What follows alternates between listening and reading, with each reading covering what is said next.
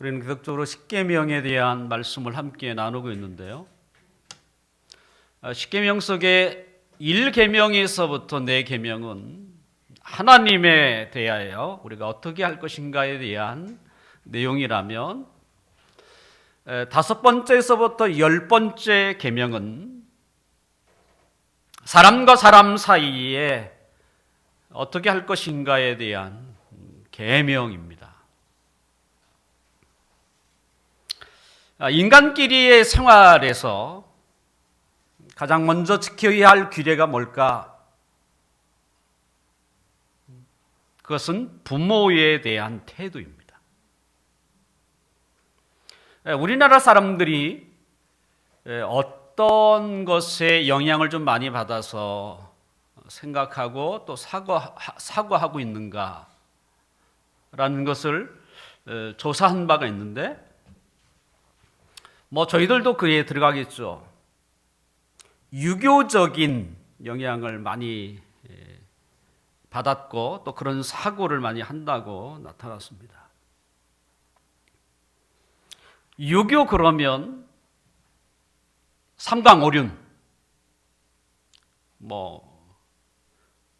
가장 먼저 떠오르는 게 그런 거 아닙니까? 또는 인의예지라고 해서 4가지 성품을 중요하게 여깁니다. 인이라고 하는 것은 사랑이라는 뜻입니다. 그 사랑 중에 부모에 대한 사랑을 가장 기초로 두고 있습니다. 그 사랑을 바탕으로 해서 나라에도 충성하고, 그 사랑을 바탕으로 해서 서로 정을 나누고 때로는 우정을 세워가는, 결국 이와 같은 모든 것들이 다 부모에 대한 태도에서부터 출발한다는 것이죠. 이것이 유교입니다. 그러니까 유교는 효라고 해도 과언이 아닐 만큼 유교의 모든 것은 바로 이 효에서 출발을 한다고 볼 수 있죠. 전쟁 중에 부모가 돌아가시면 자신의 손에 있는 전쟁 무기를 그 자리에 놓고 집에 돌아와서 상을 치러야 하는, 이것이 유교에서 말하고 있는, 그러니까 부모 공경하는 것이 제일 우선이어야 한다라는 것 아니겠습니까? 유교의 영향을 많이 받은 우리 동양에서의 효는 무엇일까라고 할 때 그것은 부모를 편안하게 하는 것이다. 이것이 한국 사람들에게 미치는 유교의 사고고 영향이라고 말할 수 있어요. 아마 우리에게도 그냥 기본적으로 그런 정신이 이렇게 마음에 있는, 심겨져 있다, 이렇게 말할 수 있죠. 유교는 신의 자리는 없습니다. 그러니까 무신론이라고 할 수 있습니다. 그리고 이 현실에 초점을 맞춰져 있어요. 우리가 살고 있는 이 세상에서 사람과 사람끼리의 어떤 태도를 가지고 살아갈 것인가 라고 할 때 그걸 바탕으로 하는 게 유교예요. 하지만 십계명은 뭡니까? 하나님이 먼저, 신이 먼저 나와요. 사람과 사람끼리의 중요하죠. 하지만 더 중요한 것이 있다. 그것은 하나님을 어떻게 대할 것인가. 십계명은 우리에게 그것을 가르쳐주고 있는 것이죠. 그러니까 신에 대한 계명이 우선되어야 한다라고 말하고 있는 것이죠. 또 그것이 동기가 돼서 사람 사이의 태도를 결정한다, 이렇게 볼 수 있습니다. 왜 우리가 사람의 인권을 소중히 얘기합니까? 왜 사람을 사랑해야 되죠? 왜?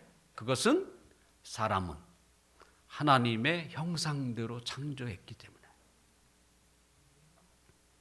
그 이유가 어디서 찾아요? 하나님께, 신에게 찾는 거예요. 하지만 유기는 어떻습니까?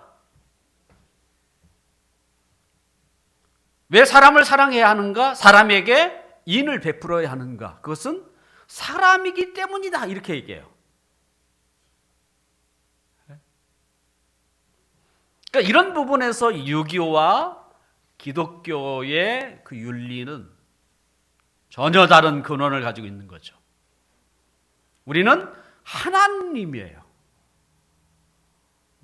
하나님이 사랑하라고 했기 때문에 때로는 하나님 때문에 우리가 서로를 사랑하는 것이라면 유교는 그게 없어요.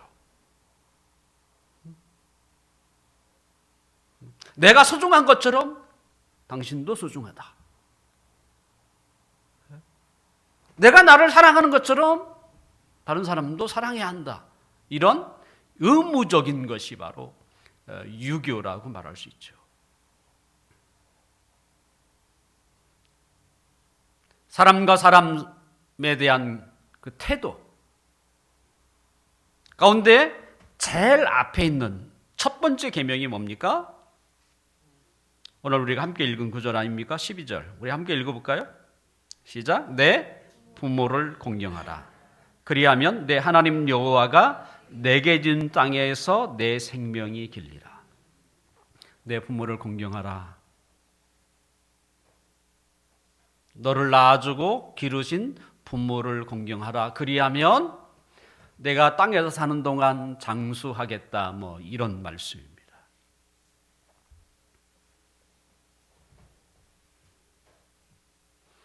하나님은 사람과 사람 사이의 태도, 어떻게 우리가 사람을 대할 것인가라고 할 때에 가장 첫 번째 계명을 부모 공경으로 우리에게 말씀하고 있습니다.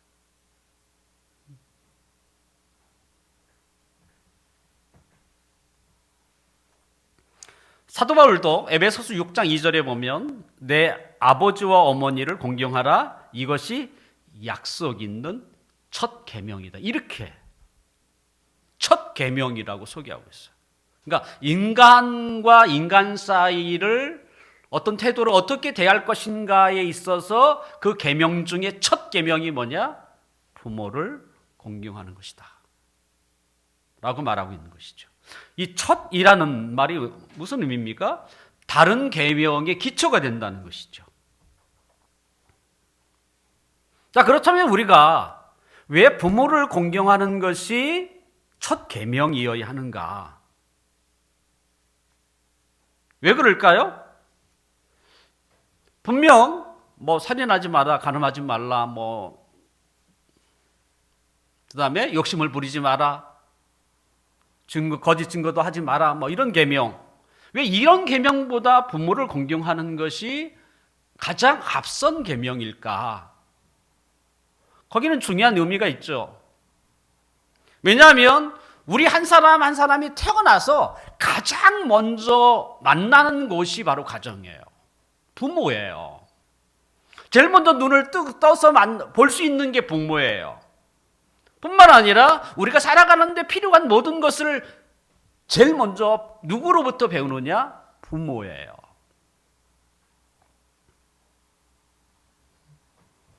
더군다나 하나님을 우리가 생각할 때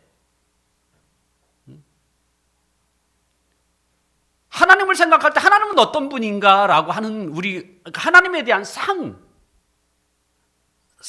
우리가 배울 수 있는 게 부모예요.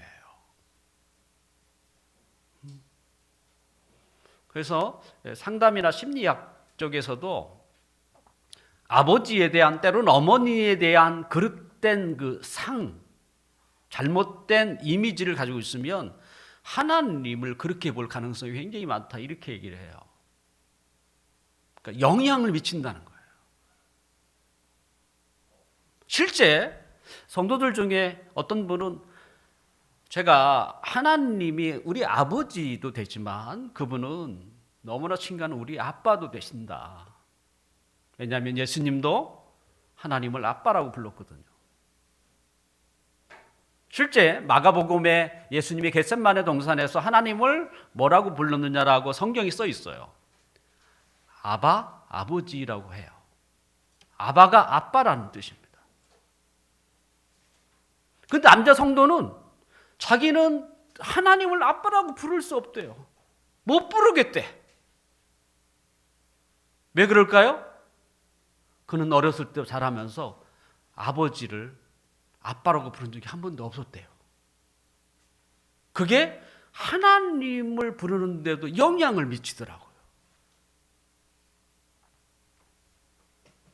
그래서 부모 공경이라는 것이 첫 계명인 것이죠. 사도 바울은 자녀가 부모를 대하는 태도에 대해서 두 가지를 말합니다. 첫째가 순종입니다. 에베소서 6장 1절에 보면 자녀들아 주 안에서 너희 부모에게 순종하라 이것이 옳으니라 이렇게 돼 있어요. 여기서 보면 누구에게? 자녀들에게 하는 말입니다. 이 말은 성인이 되기 전에 자녀에게 하는 말이에요. 성인이 되기 전에 자녀가 부모에게 해야 할 태도는 순종입니다. 더군다나 하나님은 부모에게 권위를 주었어요. 그래서 우리가 어렸을 때 부모의 말에 그냥 순종했잖아요. 다른 생각 없이. 왜? 부모가 하는 말이니까. 이 말은 하나님이 부모에게 권위를 준 거예요. 순종하도록. 자, 어린애일 때에는 순종하죠. 하지만 점점 자라고 또 여러 가지 생각을 통해서 가치관도 세워지기 시작하면 어떻습니까? 말을 안 들어요. 그럴 때 어떻게 해야 합니까? 매로 다스려야죠. 우리가 그 현대교육이라고 하는 현대교육에서 그 어린 아이의 인격과 그 인권을 말하면서 이 채찍을 하는 거에 대해서 굉장히 부정적입니다.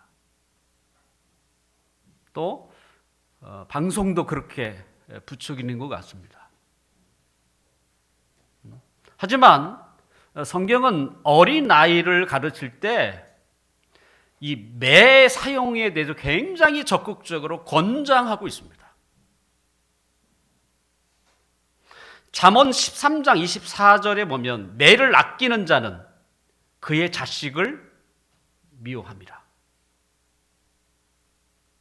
뿐만 아니라 잠언 29장 15절에 보면 채찍과 꾸지람이 지혜를 주거늘 임의로 행하게 버려두면 자식은 어미를 욕되게 한다.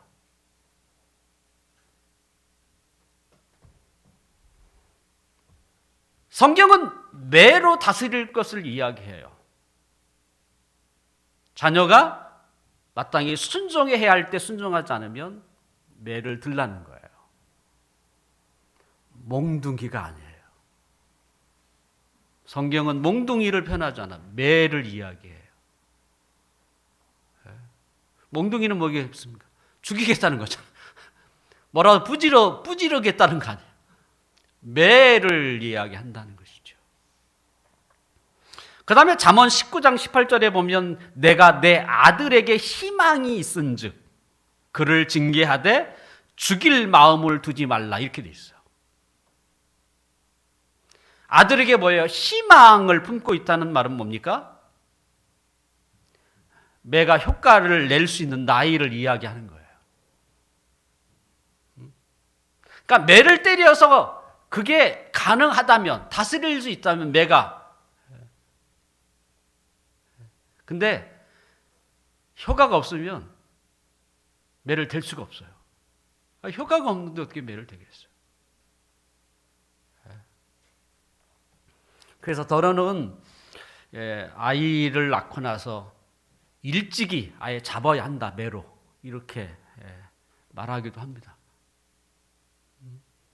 우리는 이 세상에 있는 교육의 전문가의 말을 따르기보다는 성경, 왜냐하면 이것은 인간을 너무나 잘 알고 있는 하나님의 말씀, 영원히 변하지 않는 진리라는 거예요. 그렇다면 우리가 살고 있는 이 현대 교육에서 왜 매라고 하는 것을 굉장히 부정적으로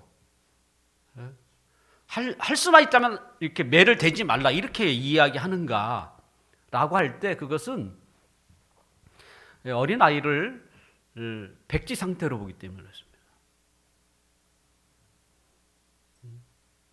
특별히 그 교육의 아버지라고 할 수 있는 루소가 그렇게 얘기하지 않습니까?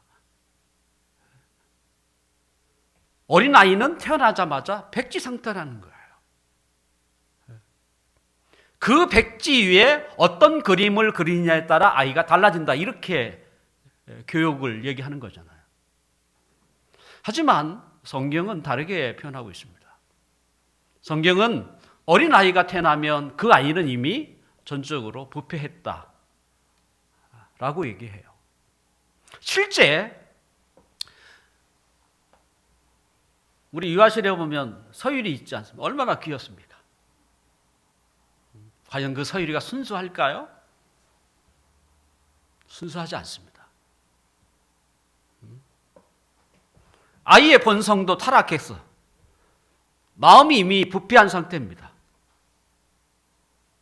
단지 어른들은 그 아이를 어떻게 봐요? 재롱 떤다고 생각을 하는 거예요. 하지만 그 아이는 어떻게 합니까? 지금 자신의 고집을 부리는 거예요. 막무가내로. 아이들은 순수하지 않아요. 어른보다 순수할 수 있죠. 하지만 아이는 태어나자마자 백지가 아닙니다. 그 안에는 어떻게 해요? 이미 죄로부터 타락한 거예요. 그래서 그 모습을 드러낼 뿐이고 또 어른들은 그것을 귀엽다고 마냥 봐주고 있는 것이에요. 특별히 그 아이 울음소리, 막 화가 나서 울 때의 그 노이즈에 가까워요. 어떻게 저렇게 순수하게 생긴 아이가 저렇게 화가 돋들 만큼 저렇게 이렇게 울을까라고 하는. 성인이 되기 전까지 자식은 부모에게 순종하는 것을 배워야 합니다. 그러니까 아이가 그나마 고분고분 순종할 때, 때로는 매를 댔을 때 매가 효과가 있을 때, 이럴 때는 뭐예요? 신앙을 가르치는 것이 좋습니다. 가나다라 1 더하기 1 이거보다 더 중요한 게 뭡니까? 신앙이에요. 그건 나중에 배워도 돼요. 예? 왜냐하면 점점 나이를 먹으면 가르치는 효과가 떨어집니다. 다 큰 자식에게 교회 다녀라, 때로는 11조 해라, 또는 봉사를 좀 해 라고 하면 합니까? 안 해요.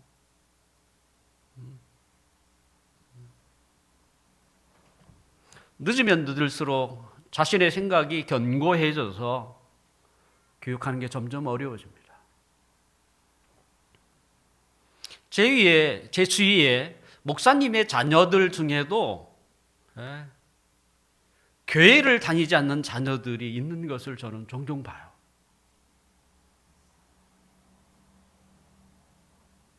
누굴 탓하겠어요? 부모죠. 부모가 그렇게 교육을 시키지 못한 거예요. 그러니까 교회, 목사님의 자녀인데도 불구하고 교회를 다니지 않아.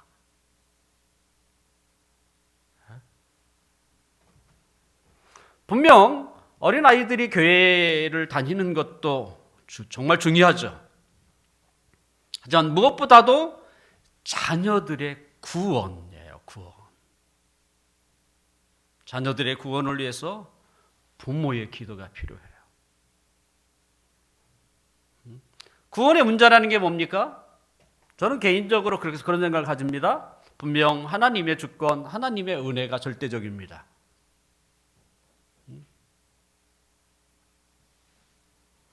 하나님의 은혜로 구원하는 것입니다. 하지만 영향을 미치는 게 또 하나 있어요. 그것은 부모의 기도예요. 부모의 기도예요. 아이가 태어나자마자 부모가 교회를 다니면 교회 다닐 가능성이 훨씬 큽니다. 하물며 구원을 받을 만한 가능성도 훨씬 확률이 높아요. 하지만 아이가 태어나서 부모가 교회를 전혀 안 다녀.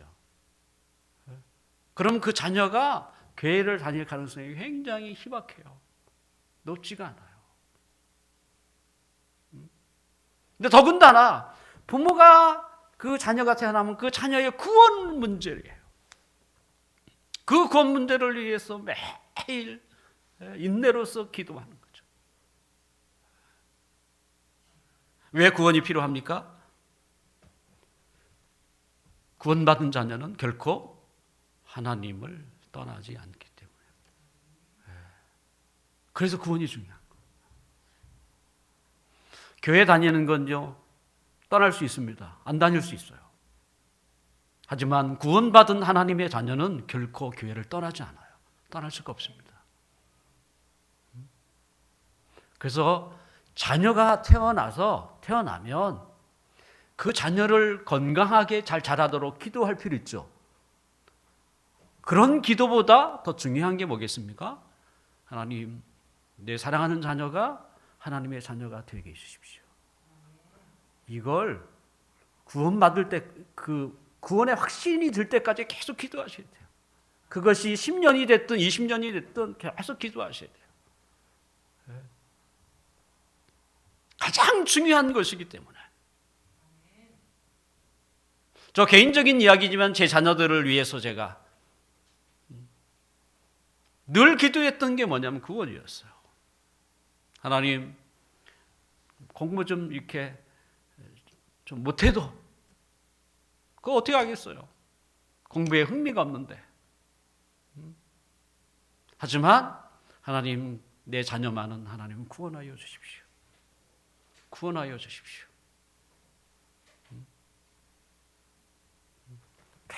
그거.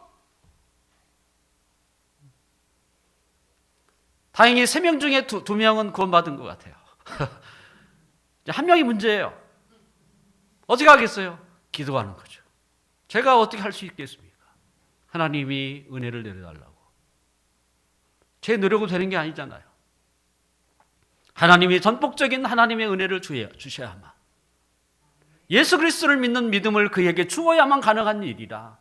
내가 윽박질러서 될 수 있는 것도 아니고 매를 대서 되는 일도 아니에요. 전적인 하나님의 은혜로 구원받는 일이라. 하나님의 자녀가 되는 일이라.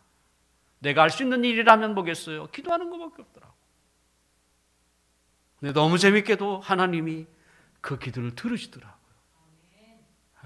어느 순간 내 자녀들 중에 예수 믿었다고, 하나님의 자녀였다고, 자녀가 되었다고 기뻐하는 것을 보고,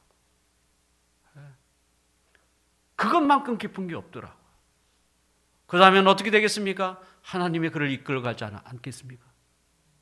하나님이 먹이시고, 하나님이 입히시고, 하나님이 지혜를 주시고, 그의 인생을 아름답게 펼쳐가지 않겠습니까? 왜냐하면 내 손을 이미 떠났어요. 하나님의 자녀야. 내가 끝까지 우리 사랑하는 자녀를 끝까지 돌보고 이러는 게 좋겠습니까? 아니면 전능하신 하나님의 손에 맡겨서 그 하나님이 그를 다스리는 게 좋겠습니까? 하나님이 아니죠. 그래서 구원을 위하여 기도하는 거예요.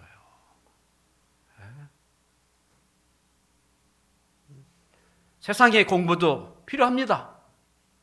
하지만 가장 중요한 게 있다면 하나님의 자녀가 되는 거예요. 하나님의 손에 그 아이를 맡기는 것이죠.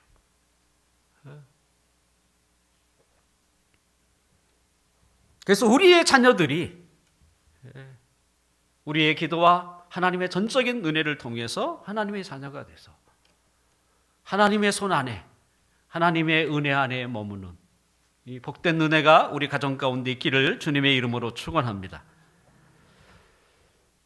성인이 되기 전에 자녀는 순종해야 합니다. 부모에게 순종해야 하는 것이죠. 그 다음에 성인이 된 이후에 자녀가 부모에 대해 가져야 할 마음이 뭐겠습니까? 그것은 공경입니다. 내 부모를 공경하라. 5번째 계명. 공경이라는 말은 뭡니까? 말을 무시하지 말고 예의를 갖추어 대한다는 뜻입니다. 특히 부모가 나이가 들면 사리분별을 잘 못하세요. 또 기억을 잘 못하다 보니까 잘 잊어요. 그렇다고 해서 그 어르신을 함부로 대하거나 무시하지 말라는 거예요. 더러 나이 드신 부모님이 자녀들에게 이야기를 할 때, 너 이렇게 해라 이러 할 때, 그러면 그 말을 순종할 필요는 없습니다. 왜냐하면 우리가 이미 성인이 넘었기 때문에. 하지만 우리가 그 말을 다 순종하지 않을지라도 공경하는 그 태도를 버려서는 안 돼요.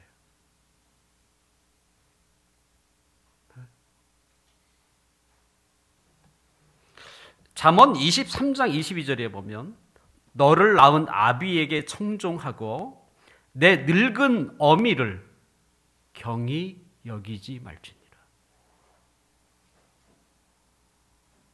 무시하거나 가볍게 취급하지 말라는 거예요.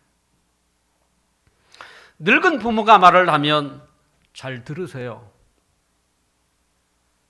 하지만 그것을 따르는 것은 자신의 생각에 따라 행동하면 됩니다. 왜? 성인이니까. 하지만 잘 들어야 하는 거예요. 그게 공경입니다. 부모가 말하는데 잘 들어야 하는 거예요. 따르는 문제는 자신의 생각, 자신의 가치관에 다를 수 있지만 잘 들어야 하는 것이죠. 근데 막상 우리가 그렇게 알고 있어도 그들을 지키는 게 쉽지 않죠. 저도 제일 못하는 게 그거더라.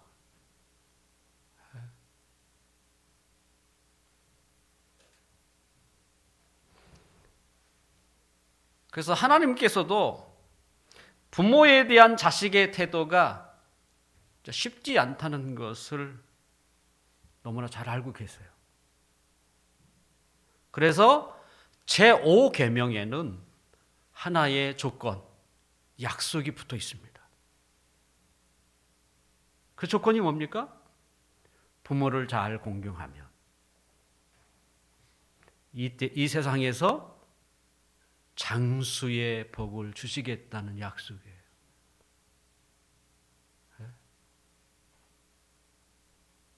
이게 쉽지 않다는 거예요. 그러니까 하나님이 약속까지 하셔서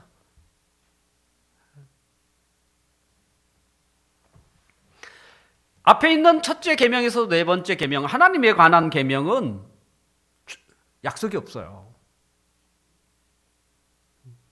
왜냐하면 그것은 의무이기 때문에 그렇습니다.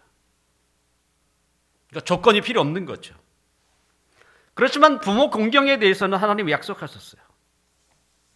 알지만 우리의 본성이 약해서 잘 행하지 못하기 때문에 조건을 둬서 지키도록 하신 거예요.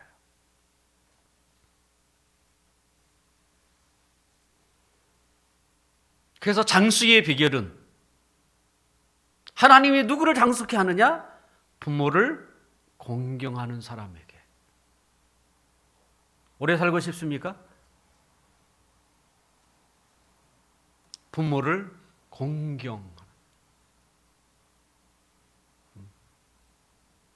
자, 마땅히 우리가 이런 하나님 말씀처럼 부모를 공경하면 얼마나 좋겠습니까? 근데 더러는 패역한 자식들도 있습니다. 어떤 자식이 패역한 자식이에요? 부모가 약하다고 해서, 때로는 나이를 드셨다고 해서 부모를 때리는 자식 있더라고요. 때로는 부모를 조롱하거나, 때로는 부모를 저주하거나, 또 부모의 재산을 빼앗거나, 이런 패역한 자식들이 있다는 거예요. 성경은 이런 태도에 대해서 굉장히 강경합니다. 그러니까 부모를 잘 공경하면 이 세상에서 장수하는 복을 주겠다고 하나님이 약속하셨는데, 만약에 정반대로 부모를 공경하지 않으면 성경이 어떻게 이야기하는지 아십니까? 출애굽기 21장 15절에 보면 자기 아버지나 어머니를 저주하는 자는 반드시 죽일지라. 또한 출애굽기 21장 17절에 보면 자기 아버지나 어머니를 저주하는 자는 반드시 죽일지다. 그러니까 부모를 치는 자도 반드시 죽여야 되고요, 부모를 저주하는 자도 반드시 죽음이에요. 또한 잠언 28장 24절에 보면 부모의 물건을 도둑질하고서도 죄가 아니라 하는 자는 멸망받게 하는 자의 동류다. 이런 구절도 있어요. 부모가 노력해서 얻은 부모의 재산입니다. 그 재산을 처분하는 것도 누구에게 달려 있어요? 부모에게 달려 있는 거예요. 자식은 부모의 재산에 대해서 어떤 자격도 없습니다. 근데 한국의 정서는 그렇지 않은 것 같아요. 왜냐하면 유기적인 이런 영향을 받았었는지 몰라도 부모가 돈을 움켜잡고 있으면 부모를 욕해요. 자기 자식에게, 지금 자기 자식이 저렇게 힘들게 살고 있는데 부모가 정도 없고 저게 뭐냐고, 그렇게 돈도 많으면서.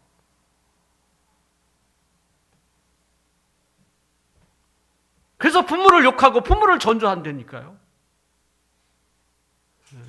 저런 늙은이 양 팍 그렇게 하라고.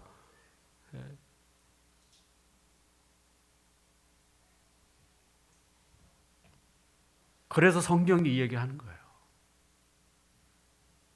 부모의 물건이라고 해서 도둑질하지 말라는 거예요.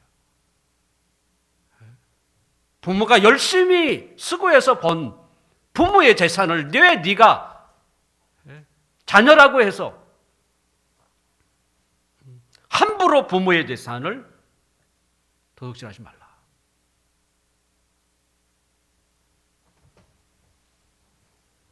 그러니까 우리나라에서는 부모의 재산에 대해서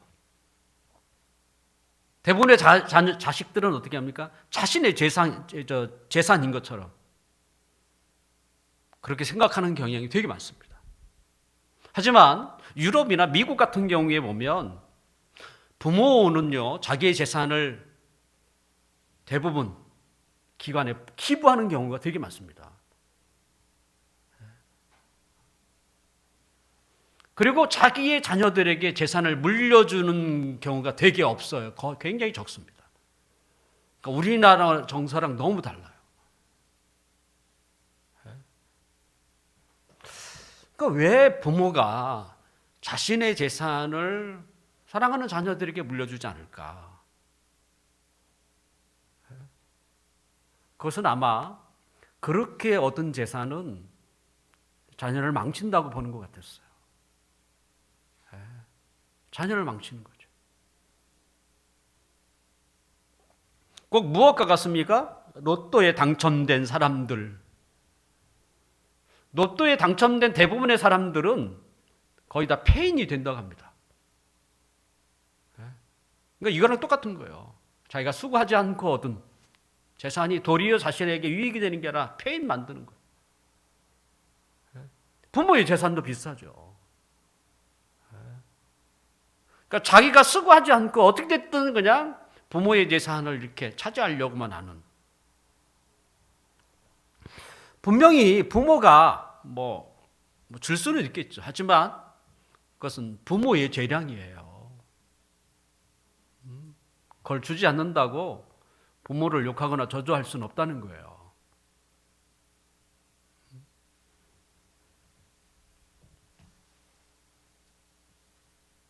이것이 바로 성경이 부모에 대해서 우리에게 가르치는 중요한 교훈들입니다. 그런데 성경에 보면 자식에게 부모에게 순종하고 또 공경하라 이렇게 말을 한 후에는 자식에 대한 부모의 역할에 대해서 성경은 이야기를 하고 있다는 거예요. 에베소서 6장 4절에 보면 또 아비들아 너희 자녀를 너희 없게 하지 말고 오직 주의 교훈과 훈계로 양육하라. 자녀를 노엽게 하지 말라.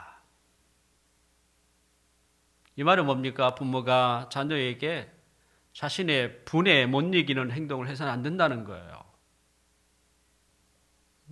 자녀가 분을 품을 때가 언제겠어요? 부모의 행동을 이해하지 못할 때죠. 자녀가 자신은 분명 잘못해서 매를 맞으면요, 자녀들은 기꺼이 화를 내지는 않아요. 왜? 자기가 맞을 짓을 한 것도 아니까. 하지만 자녀가 잘못도 안 했는데 부모가 웬 스트레스를 많이 받았는지 아이들을 잡고 그러면 아이들은 어떻게 화가 나요. 부모가 자신의 분풀이를 자녀들에게 하는 거죠. 이렇게 하지 말라는 거예요. 노엽게 하지 말라는 것이죠. 또한 부모는 자녀에게 마땅히 행할 것을 가르쳐야 합니다. 마땅히 행할 것을 가르쳐요. 그런데 행할 것을 가르칠 때는 어떻게 해야 돼요? 조기 교육이 필요해요. 점점 나이를 먹으면 가능하지 않아요. 어리면 어릴수록 평생 그 가르침을 따르게 됩니다. 특히 부모가 아이들에게 마땅히 가르쳐야 할 게 뭐겠어요? 그것은 하나님의 말씀이에요. 주의 교훈이죠. 성경을 왜 읽어야 하는지, 왜 기도해야 하는지, 그걸 가르쳐야죠. 왜 우리가 교회를 다녀야 하는지에서부터 그걸 어렸을 때부터 가르쳐야 그 아이가 평생 그것을 기억하지, 나이 먹어서 가르치면 듣지도 않을 뿐만 아니라 따르지도 않아요. 그러니까 아예 이른 나이에 어릴 때에 하나님의 말씀을 가르쳐야 돼요. 그리고 조금 더 잘하면 세상 공부시키면 되잖아요. 네, 우리는 거꾸로 하잖아요. 어렸을 때에 세상 공부를 먼저 시켜요. 조기 교육. 실제 조기 교육은요, 그 아이들에게 그렇게 도움이 되지 않는다고 지금 교육학자들이 한결같이 얘기하고 있어요.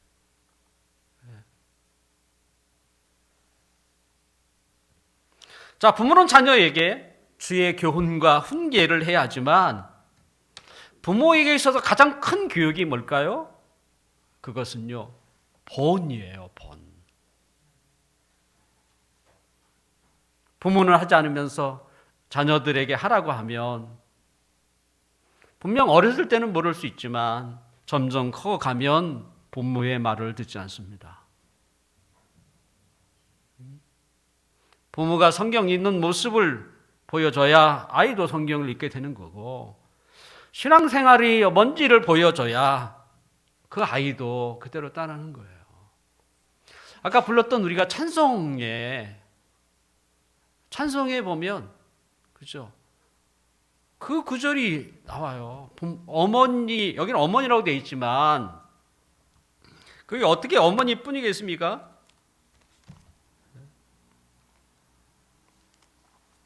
내가 올 때 어머니는 주께 기도드리고 내가 기뻐 웃을 때에 찬송 부르는 모습. 이런 어머니. 내가 올 때 어머니는 기도하고 계시고 내가 기뻐 웃을 때 어머니는 뭐예요? 찬송을 부르고 그리고 아침 저녁으로 읽으시던 어머니의 성경책.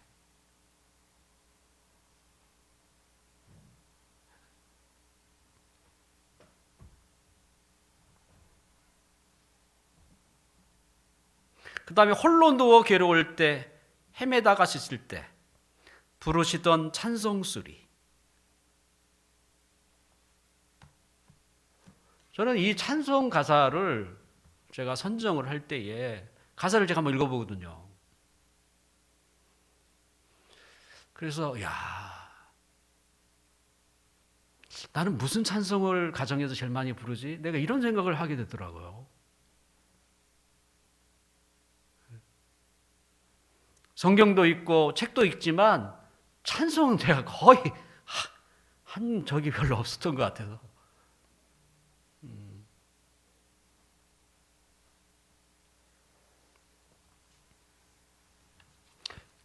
가정은 자녀들에게 그것은 학교입니다. 배우는 것이에요. 부모는 학교의 선생입니다. 부모가 자신의 책임을 다하고 자녀가 자신의 역할을 다할 때 그 가정은 건강한 가정이 되겠고 더 나아가 그들이 사회에 나가면 건강한 사회를 만들 것이고 뿐만 아니라 그들이 머무는 교회는 건강한 교회가 되지 않겠습니까? 이제라도 부모는 부모로 역할을, 자녀는 자녀로서의 역할을 감당하는 것이 필요합니다. 하나님은 부모를 순종하고 공경하는 것에 약속을 주셨습니다. 우리 다 이것도 믿어야죠. 하나님의 약속이니까. 맛있는 것을 잘 먹고 운동을 잘하면 열심히 하면 오래 사는 게 아니에요. 우리의 삶의 건강과 복은 하나님의 말씀을 잘 듣는 자에 있어요. 세상은 하나님이 모르니까 건강한 음식을 먹고 열심히 운동하면 오래 산다라고 말하지만 실제 그렇지 않습니다. 실제는 그렇지 않아요.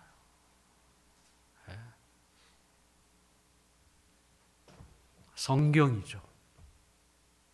하나님 말씀에 잘 순종하면 그것이 우리의 몸을 건강하게 하고 우리의 정신을 건강하게 하고 그리고 우리의 삶과 인생을 건강하게 하는 거예요. 결국 우리의 모든 것은 다 하나님에게 달려있는 거지. 우리가 무엇을 먹고 또 우리의 몸을 어떻게 단련하느냐에 있는 게 아니에요. 그게 필요 없다는 게 아니라 하나님의 말씀이 우선이라는 거예요. 말씀을 마치려고 합니다. 내 부모를 순종하라. 내 부모를 공경하라. 하나님의 말씀이에요. 이 말씀을 우리가 마음에 잘 새기셔서 하나님의 말씀에 순종함으로 하나님이 우리에게 주시는 그 넘치는 은혜와 복을 우리가 받고 우리가 몸담고 있는 가정이 건강한 가정이요 우리가 살아가는 이 사회가 건강한 사회요 더 나아가 우리가 하나님 앞에 나오는 이 교회가 건강한 교회가 돼서 우리 그리스도인들을 통해서 세상에 건강을 전하는 우리 모두가 되시기를 주님의 이름으로 축원합니다. 기도하겠습니다.